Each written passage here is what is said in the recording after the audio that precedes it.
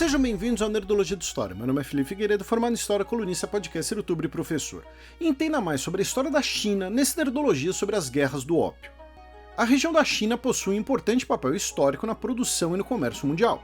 Na antiguidade, por exemplo, as rotas da seda, um tema que vocês já pediram aqui no Nerdologia, conectava a China, a Europa e a África mais de 2000 anos atrás. As rotas passavam pelo subcontinente indiano, pela Ásia Central e pelo Oriente Médio.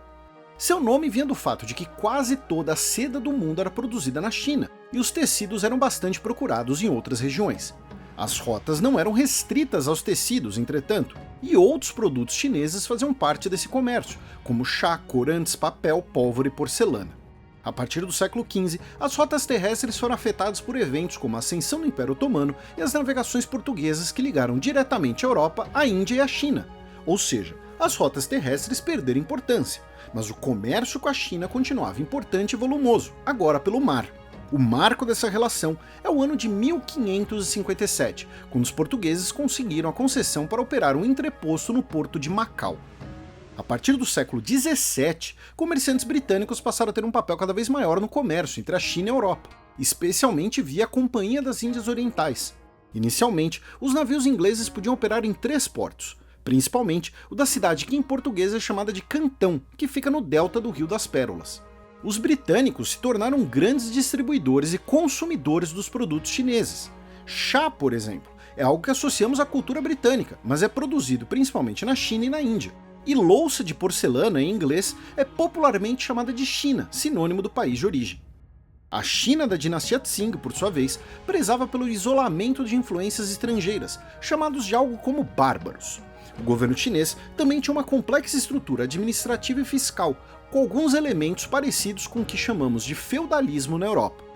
Como resultado desses dois aspectos, em 1757, o governo Qing criou um sistema que determinava que os mercadores europeus podiam fazer negócios em Cantão, residindo na região das 13 feitorias, e que apenas grupos locais de negociadores chineses poderiam conduzir esse comércio. O acesso dos europeus à alta administração ou à corte imperial era proibido.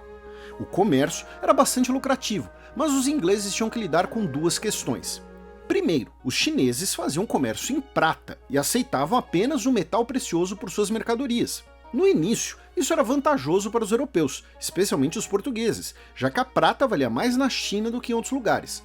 Com o tempo, entretanto, isso começou a se tornar um problema, já que os mercadores ingleses precisavam primeiro providenciar carregamentos de prata para então poder comprar mercadorias chinesas. De acordo com algumas estimativas, a China era destino de cerca de 1/3 de toda a prata do mundo, com entre 100 e 200 toneladas do metal todo ano. A segunda questão que afetava os mercadores ingleses era o déficit dessa relação comercial. Os chineses exportavam muitos produtos, mas não importavam nada. Em um famoso episódio, o imperador Qianlong recebeu uma delegação britânica em setembro de 1793. Ao recusar as exigências inglesas e propostas comerciais, ele respondeu que nosso Império Celestial possui todas as coisas em prolífica abundância e não carece de nada dentro de suas fronteiras. Portanto, não há necessidade de importar as manufaturas de bárbaros estrangeiros no lugar de nossa própria produção. Então, os interesses britânicos precisavam de algo para equilibrar uma relação comercial deficitária, recuperar parte da prata que ficava na China. Esse produto teria que entrar na China de maneira contrabandeada, já que o comércio era controlado. No caso, o produto foi um narcótico viciante, o ópio, derivado de uma espécie de uma planta chamada papoula.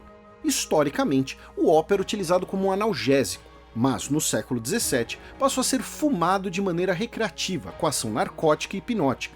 A partir do século XVIII, a Companhia Britânica das Índias Orientais passou a cultivar e vender ópio para traficantes que distribuíam o produto na China. Inicialmente, cerca de 300 toneladas de ópio entraram na China. Em apenas 40 anos, esse número era 5 vezes maior. Na época, a população chinesa era de cerca de 400 milhões de pessoas, 1/3 da população mundial. O governo chinês emitiu diversos decretos para banir o ópio, mas formou-se uma lucrativa rede de comerciantes ingleses, distribuidores locais e funcionários chineses corruptos. O uso epidêmico do ópio causou diversos problemas sociais e econômicos na China. Em 1839, uma carta chinesa pedindo que a Rainha Vitória interrompesse o comércio de ópio foi publicada em um jornal inglês para apelo ao público. Em março daquele ano, as autoridades chinesas confiscaram e destruíram uma grande carga inglesa de ópio e determinaram um bloqueio do porto de Cantão. O episódio serviu de justificativa para uma intervenção militar britânica em setembro para manter o comércio de ópio. Após uma série de vitórias navais britânicas, contando com navios e canhões mais modernos, foi enviado um exército que ocupou diversos territórios costeiros chineses. A guerra durou cerca de 3 anos e resultou em vitória britânica. Pelo Tratado de Nanquim, os chineses tiveram que abrir mais portos a estrangeiros, pagar indenizações, aceitar negociadores e embaixadores na corte imperial e ceder o controle do porto de Hong Kong aos britânicos, além de outros privilégios. E o comércio de ópio, embora teoricamente legal, continuou, é claro. A derrota chinesa abriu caminho para diversas convulsões sociais dentro do país. A maior delas foi a rebelião Taiping, que merece uma nerdologia própria. O conflito durou 14 anos, de 1850 a 1864, e parte dos objetivos da rebelião era uma regeneração moral da China contra a influência europeia. Reino Unido e França apoiavam a dinastia Qing contra os rebeldes, mas, ao mesmo tempo, aproveitaram o enfraquecimento do governo chinês. Em outubro de 1856, o novo governador de Cantão, querendo reprimir o comércio de ópio, ordenou a apreensão de um navio britânico. O governador inglês de Hong Kong pediu por uma intervenção armada, início da Segunda Guerra do Ópio. A execução de um missionário católico francês provocou o apoio da França aos britânicos, e os Estados Unidos, embora em teoria neutros, apoiaram os países europeus. A guerra durou 4 anos, o Palácio Imperial Chinês foi saqueado, com a destruição de diversas relíquias históricas, e a Cidade Proibida, em Pequim, foi ocupada por tropas estrangeiras. Pela rendição, a China teve que abrir mais portos, cedeu mais territórios da região de Hong Kong, foi obrigada a aceitar missionários estrangeiros e a pagar indenizações e a legalizar o comércio de ópio controlado pelos europeus. No mesmo período, sob pressão da Rússia, a China cedeu a Manchúria Exterior, o território onde fica a atual cidade de Vladivostok. Os tratados assinados pelos chineses são chamados de tratados desiguais, quando um acordo diplomático não é recíproco, faz concessões apenas a um lado. Começando em 1842, foram impostos 19 tratados desiguais aos chineses. Japão e Coreia também sofreram com imposições similares. A partir de meados do século XX, políticos chineses, tanto de direita quanto de esquerda, passaram a chamar o período dos tratados desiguais de século de humilhação, quando a China foi explorada e subjugada por potências imperiais ocidentais e pelo Japão, perdendo territórios, sua autonomia e sendo obrigada a aceitar termos comerciais prejudiciais, incluindo o comércio de ópio, em um tema presente no atual debate político chinês, no que veremos em outro Nerdologia. Atualmente, o ópio é base de diversos outros narcóticos, e seu uso descontrolado ainda gera diversas consequências. Lembro que esse vídeo é um recorte, claro que infelizmente muita coisa interessante ficou de fora, e fontes e sugestões estão aqui na descrição. Nos comentários do Nerdologia sobre como era a comunicação na Roma Antiga, perguntaram se no conhecido retrato de Safo a representação de uma tabuleta de madeira com cera. Exatamente, incluindo a ponta utilizada para escrever.